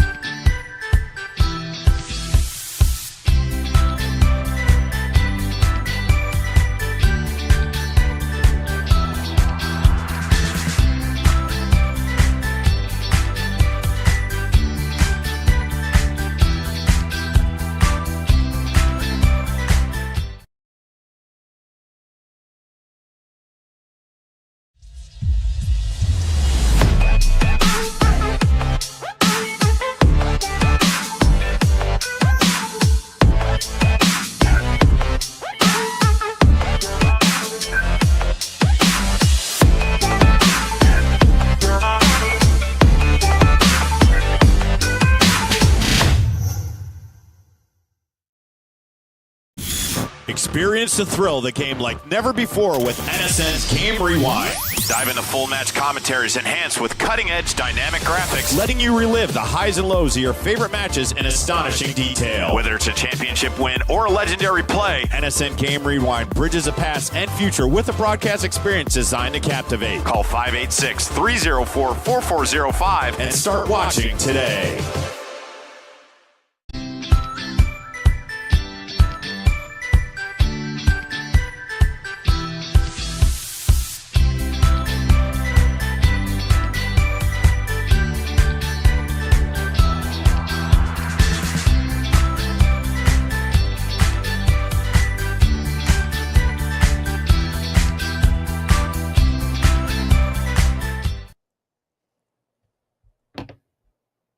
Back live on Inside the Game, Nate Wangler, Ryan Glinsky entering our final segment here of this show here today, episode 221 on Inside the Game. Big moment for the Detroit Tigers and obviously their fans coming up here shortly. Arbitration hearing is tomorrow for Tarik Skubal. We've already talked on the show about the massive gap between what the Tigers offered and what obviously Tarik Skubal was looking for. Shocker. $13 million, the difference. And obviously the conversations between Boris's camp and Skubal's camp have stalled out, but obviously they continue, and we're going to find out here very quickly of what the outcome of all of this is. So Ryan, I'll kind of give you the floor to share your opinion here first, but it really comes down to priorities. What do the Tigers want? And I think we've laid out both sides. I think you talked about kind of the disappointment of him not being allowed to continue going in that game where we got knocked out against the Seattle Mariners. Obviously I mentioned, you're only going to have them once every 5 days. What if there's a blowout injury? It's a lot of things to consider, but it is this saga that we've seen continue into the offseason, and now we're going to finally get some resolution on it. But I mean, how do you see this playing out? It's around $25.5 million. The two sides are going to decide on an over and under in terms of where they want to go. Obviously, Scooble's camp is going to want the over on this. How do you see this playing out ultimately? Poorly. Poorly. Yeah. That's. I ultimately think that Boris wants Scooble out. I think he wants Scooble out of Detroit. I think Scooble kind of wants out himself anyway. Like, he can say all he wants. He can show up to all these different games, the Pistons, the Red Wings, the Lions games. He can do all that. And I mean, it feels like a media thing at this point for him to say, I didn't try, or I at least tried. I want to be here. But no, I think I think ultimately both parties are going to split. And again, if you disagree on arbitration, does that mean you can be traded, or can you still stay? Like, I don't understand how that part works. If you can't like come to you can be traded. Yeah, absolutely. But ultimately, if they don't agree on this, he could still technically play here because he's under contract for 1 more year, right? Okay. Yes. Yup. Okay. Yup. And then obviously then he probably becomes, I would imagine. I mean, unless they're dominating and they're first in the Central, then he becomes kind of a trade asset, I guess, at that point for the Tigers. Then they can deal him and figure out exactly where and what they want back for him. Yeah. So that's kind of how that. That's why we got Nate here, because I don't understand baseball fully. But no, I ultimately think we're just on the path of it's just gonna split. That's what I think. I think we're ultimately gonna split here, and it's not gonna be a good thing, because I feel like if you have the best pitcher in baseball, or the best athlete in any position, and especially a dominant position like a pitcher, and we have Scooble obviously, and I mean, we could argue Paul Skeens is better. Yeah. Shout out who to bet on Thursday. Just to put it out there for you people. Yes, sir. But no, I ultimately think that when you have a player of Scooble's caliber, and how good he could be, and how good he is in the grand scheme of all pitchers, I feel like we should be going all in to get him, to try to win a World Series when you have the best pitcher in baseball. Because you think about it, when you go into a 3-game series in the wild card, you have them at least once, and then you have to win one more game. And then if you get to the divisional, you have them at least twice in a 5-game. And then when you get to a championship series and a World Series, if you get to 7 games, I feel like you'll have them for 3 times. And I feel like that gives you – I feel like those are very, very winnable games. At least it's going to be slated in your favor to win, because you have the best pitcher in baseball. However, I just think that they want out. Ultimately, it's not a matter of if we can talk about Illich being cheap all we want, and it's proven at least the Sun, Chris. Yeah. But I just ultimately think that he wants out. I don't think Scooble wants to be here. I don't think Boris wants him here. And I look at the Jose Ramirez contract, and I'm like, so Ramirez is going to give up $10 million every single year to stay in effing Cleveland? Cleveland? Yeah. So I just feel like if you're Scooble, you would at least give up some money in order to stay here. And that's ultimately where I think we're headed. I think it's going to be a split. Obviously, you got a little bit better explanation than I do. I'm just saying words to say words. But, yeah, no. I think we're ultimately splitting. Yeah, I think a lot of this is just for show for the Tigers on their part. And I think part of it is trying to rid themselves of responsibility or getting out ahead of it and saying, hey, listen, we tried. We came to the table. We offered our number. We couldn't agree. It is what it is. And so that's kind of the way that I look at this now, that this is just simply turned into a show. And if the relationship between Tarik Skubal and the Tigers front office wasn't ruptured, I believe it is ruptured now. And it's just after all this time of going back and forth and Skubal shopping the market and eventually coming to this valuation of what he thinks he's worth, it has put really a strain on this relationship between him and Detroit. And so even if there's somehow a deal that's able to be struck, which I don't think is going to happen, it's really a hard look for Detroit. And I think the thing that's most telling in doing some research on this and looking back at obviously the history of the Tigers, if they were to pay him the number that they initially offered, it would only, I believe, be like $50,000 more than the last highest arbitration that they had ever given to a pitcher, which was David Price. And that was like, it would only be, again, only $50,000 more for someone like Tarik Skubal, who, again, all respect to David Price, Tarik Skubal's on another planet. I mean, when you have two Cy Youngs, you're a part of a pantheon of pitchers that separates themselves from anybody else. You're a part of the DeGroms. You're a part of those population of pitchers. So that's the most troubling part, is that rate in a lot of ways has not gone up for the Tigers. And of course, that was a much different situation there. That was, Dombrowski. So, it was a much different day and age. But I do think a lot of this is to try and save face for the Tigers, to say, hey, listen, we came to the table, we tried our best, we did what we could, it just didn't work out.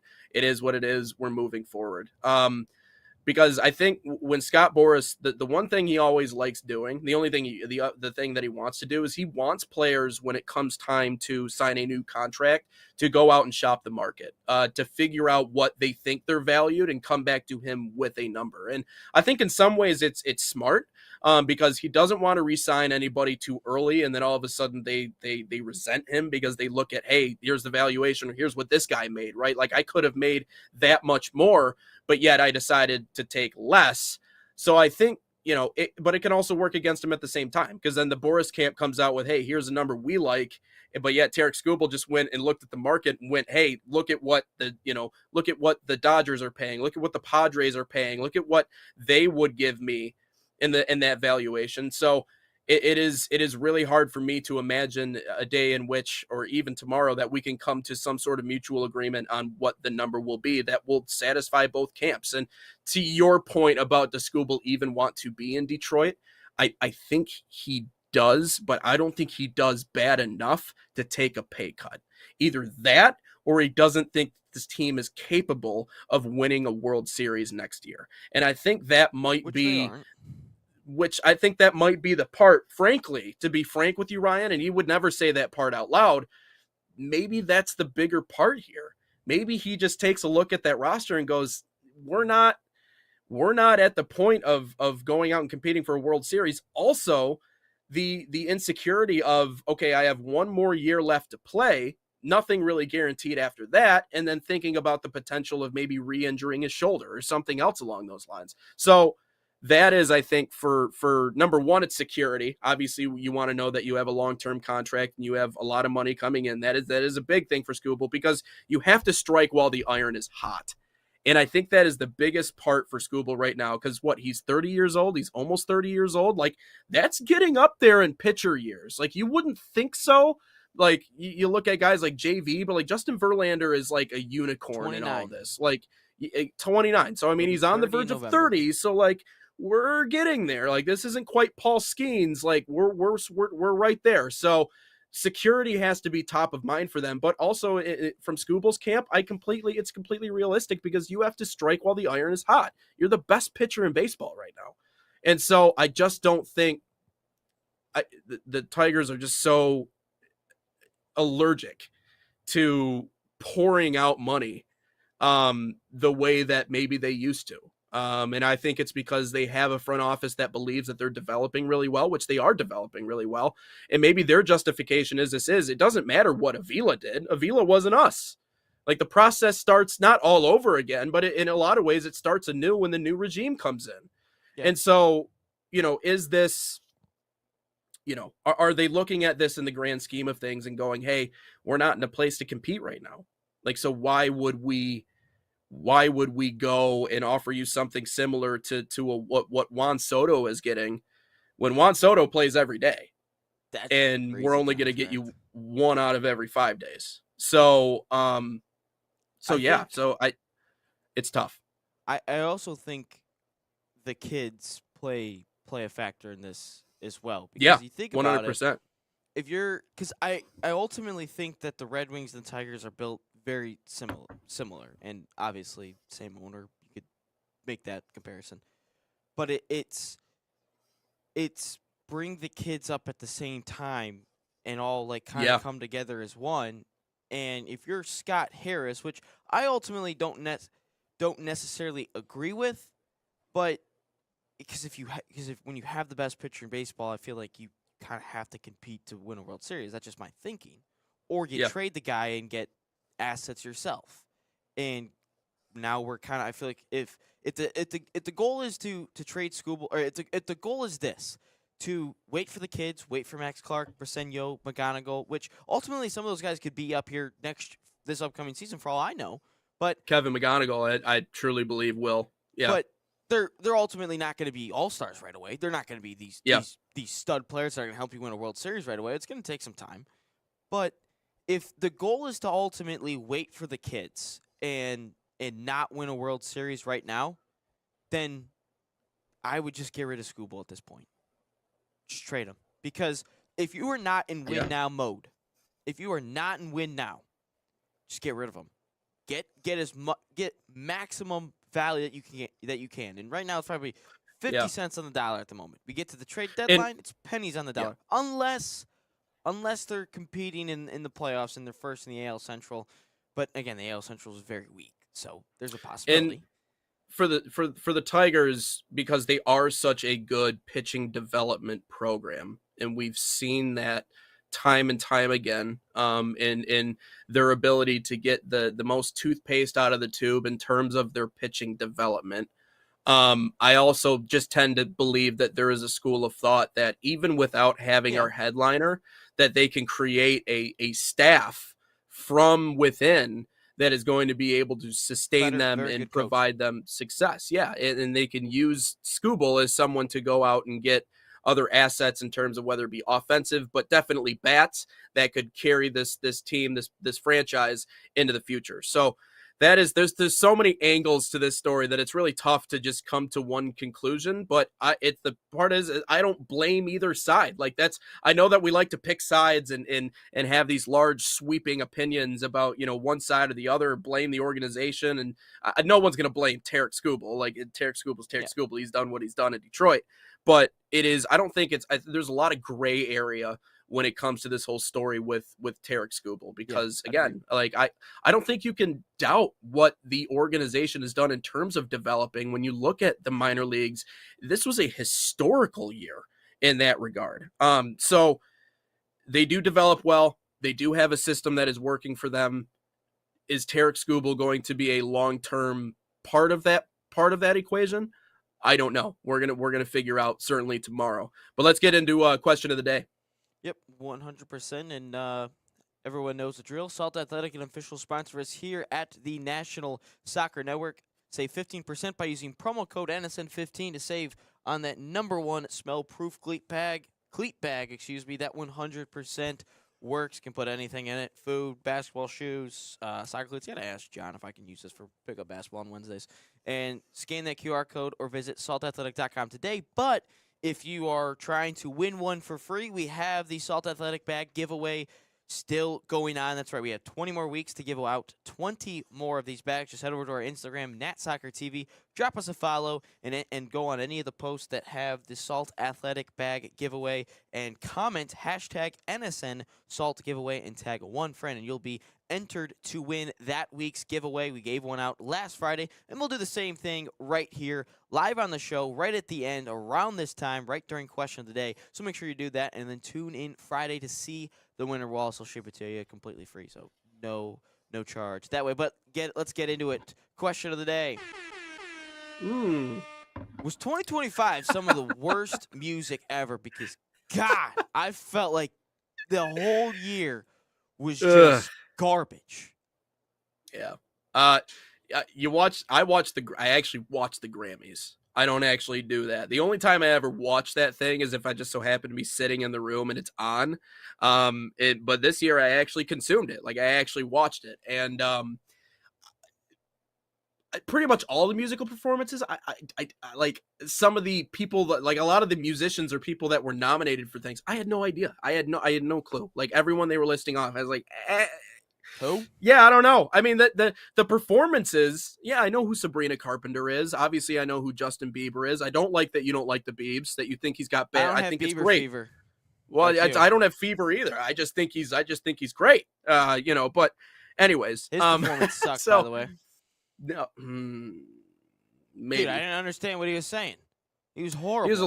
He's a little edgy now, isn't he? Like Yeah, he's just a little yeah. He also seemed like personally offended by all the jokes that were the little light roast of him before the festivities started. So yeah, he's an interesting character for sure. I think Jay Biebs was indoctrinated early in life, and so I think that there's probably a lot to unpack there in terms of like the Hollywood component of it all. Yeah, I do. I tend to think that as well.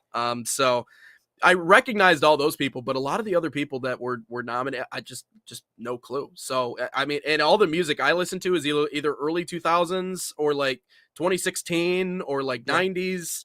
I maybe that's just me getting old. Maybe this is one of these things of just part of, knocking on the door of 30 years old. Like I'm right there. Like maybe that's just part of it. But yeah, I don't know. I think Bad Bunny's fun though.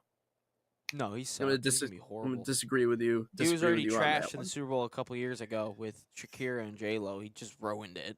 I mean, the guy stinks. But anyway, so I'm looking at it. I didn't know who Lola Young was. I didn't know that.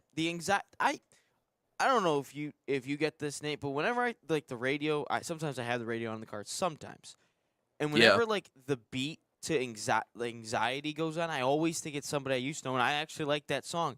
And then when I'm about to sing the part, and anxiety, and I'm like, dude, shut up! This song's horrible. Yeah. That and I hate that. Genuinely pisses me off all the time. Like that genuinely pisses me off.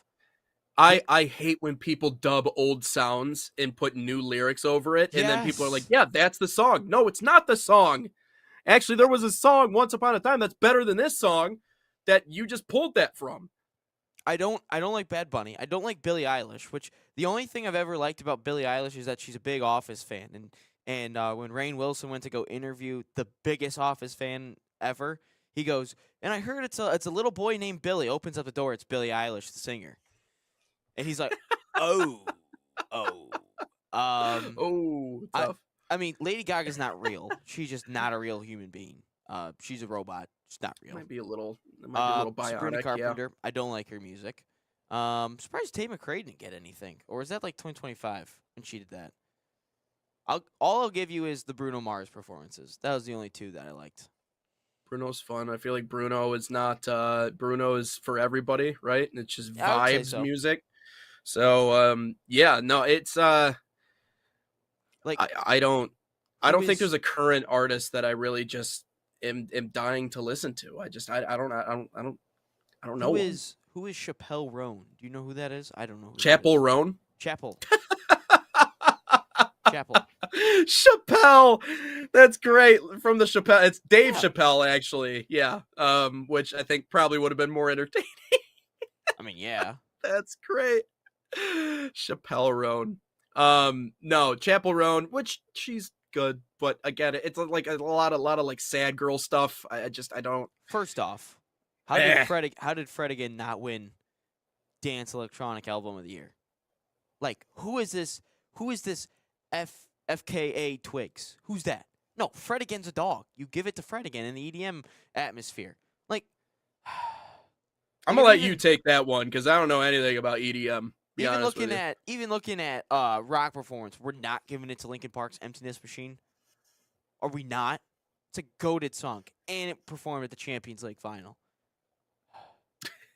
God, metal performance. I don't even know who that is. Like, I don't even know who any of these people are. And I'm like, and I'm 22, about to be 23, and I hate all this stuff. I think as soon as we go into a true like recession, like a true like downturn, or like maybe there's a housing market crash, that's when music is really going to start making a rebound. Because that's when the best music that comes out during the times where the world sucks the most. So if we ever get that happening, we're gonna be back, man. We're gonna turn the clocks back, and we're gonna have some great musical performances again, some hits, if you will. But like, if you go back to 2016, I mean, 2016 had some hits. So I don't know. I miss the pre-COVID days. Some days. So sometimes. But anyways, that'll wrap up episode 221 here on Inside the Game. Give us a follow online, National Soccer Network, wherever you find your social media. Back at it tomorrow for episode 222. But until then, see ya.